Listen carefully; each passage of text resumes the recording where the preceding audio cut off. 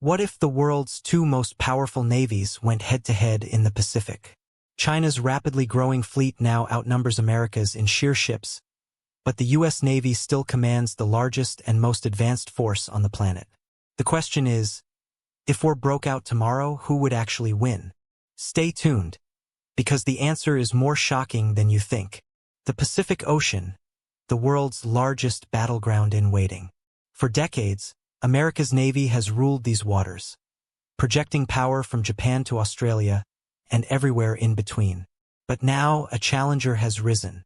China, once a coastal force, has transformed its navy into the largest in the world. More warships than even the United States. On paper, China looks unstoppable. Hundreds of new destroyers, submarines, and carriers are being added at a staggering pace. Shipyards that once built fishing boats now churn out warships faster than America can even plan them. But here's the catch. Numbers don't always tell the full story. Technology, experience, and geography all play a role in who would actually dominate these waters if war ever broke out. This isn't just about ships, it's about strategy. China is building weapons specifically designed to keep the U.S. Navy out of the Pacific. The infamous DF-21D, nicknamed the Carrier Killer, is engineered to strike American supercarriers from over 1,000 miles away. Meanwhile, the U.S. is countering with stealth fighters, advanced submarines, and a network of allies stretching from Tokyo to Canberra. So, the question isn't just who has more ships. It's who controls the sea, the skies above it, and the very future of the Pacific. Today we break down the fleets, the firepower, and the strategies that would decide the outcome of AU.S.China naval war. Buckle up, because this is the showdown of the century. Let's start with the raw numbers. China's navy today is officially the largest in the world, with over 370 warships, and that number is still climbing. Every year, Beijing adds more destroyers, corvettes, and submarines, building at a pace unmatched by any other nation. On paper, it looks like China has already pulled ahead. But numbers alone don't win wars. The U.S. Navy, with roughly 290 ships, has fewer vessels, but they're bigger, more capable, and designed for global operations. The crown jewel of American sea power is its aircraft carrier fleet. 11 nuclear-powered supercarriers, each carrying up to 90 of the world's most advanced fighters, surveillance planes, and helicopters. These carriers are floating air bases, capable of striking anywhere in the Pacific at a moment's notice.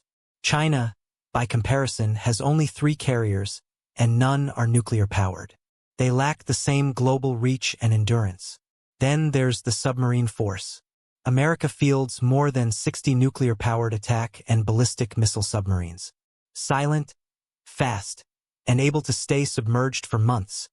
They are the unseen hunters of the deep. China's submarine fleet is large, around 70 boats, but most are diesel-electric with limited range and endurance. In a Pacific war, U.S. subs could choke off Chinese shipping lanes and cripple supply lines before Beijing even realized what was happening.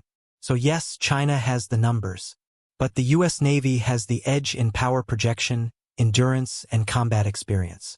In a real conflict, that difference could be decisive. China's biggest trump card isn't its carriers or destroyers. It's missiles.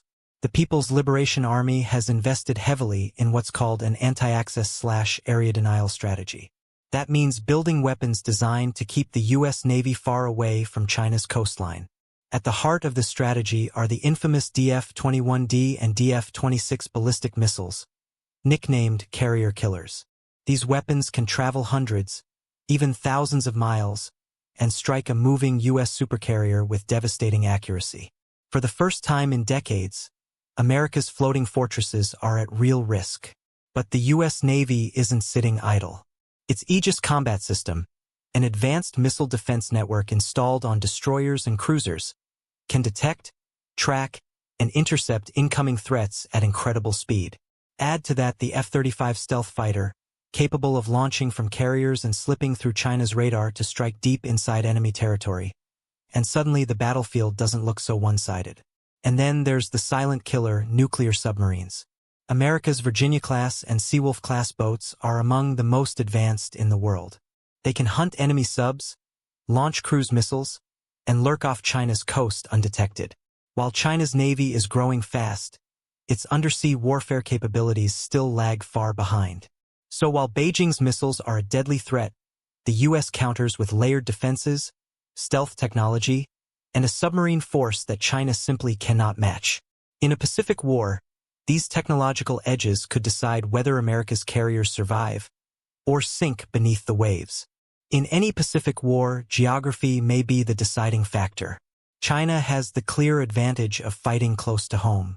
Its bases, missile batteries, and radar networks stretch along the mainland coast, creating a massive defensive shield. Chinese warships could refuel, rearm, and repair within days, while U.S. vessels would be operating thousands of miles away from home ports. But America isn't without options. The United States has built a powerful network of allies and bases across the Pacific.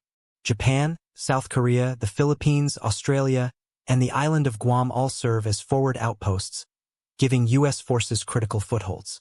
These locations allow the Navy to project power deep into the region and deny China total control of its near seas. Take the South China Sea, for example. China has militarized artificial islands, outfitting them with runways, radar, and missile sites, essentially turning reefs into unsinkable aircraft carriers. This creates a formidable shield right in the middle of the Pacific. But with bases in Okinawa, Guam, and Darwin, plus fleets rotating through Singapore, the U.S. and its allies can strike from multiple directions, stretching China's defenses thin. And then there's Taiwan.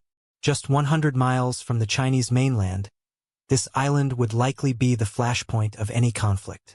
If Beijing tried to seize it, U.S. forces and regional allies could cut off Chinese supply lines and box their navy into the first island chain. So yes, China enjoys the home field advantage, but America's global reach and web of alliances could flip the map in its favor. Geography may give China the edge at first, but in a prolonged fight, it also creates vulnerabilities that the U.S. Navy is built to exploit. So, after all the numbers, the firepower, and the geography, who would actually win a Pacific war between China and the United States? If conflict broke out suddenly, China could deliver a brutal first strike. Its massive missile arsenal, combined with its proximity to the battlefield, could overwhelm U.S. bases in Japan and Guam and put American carriers in serious danger. For the first few weeks, Beijing could dominate its own backyard, pushing U.S. forces farther from the Chinese coast. But wars aren't won in the opening salvo, they're won over time. And time favors the United States. The U.S. Navy has global logistics, battle-tested crews, and decades of combat experience. Its submarines could choke China's trade routes, cutting off vital oil and resources flowing through the South China Sea. Its carriers, protected by missile defenses and stealth aircraft, could return strike after strike, while allied nations bring their own fleets into the fight. And then there's endurance. America has the shipyards, supply chains, and alliances to sustain a long conflict. China, despite its rapid growth, still depends heavily on imports and vulnerable sea lanes.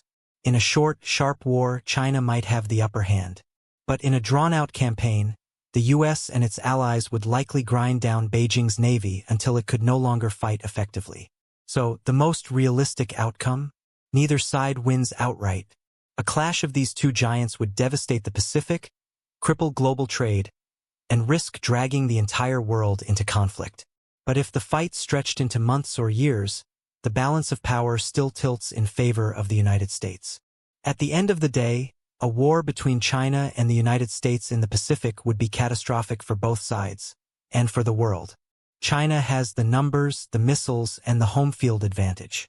America has the carriers, the submarines, and a powerful network of allies. The balance is razor-thin, and the margin for error is almost zero. The truth is, this isn't just a military rivalry. It's a test of strategy, endurance, and willpower.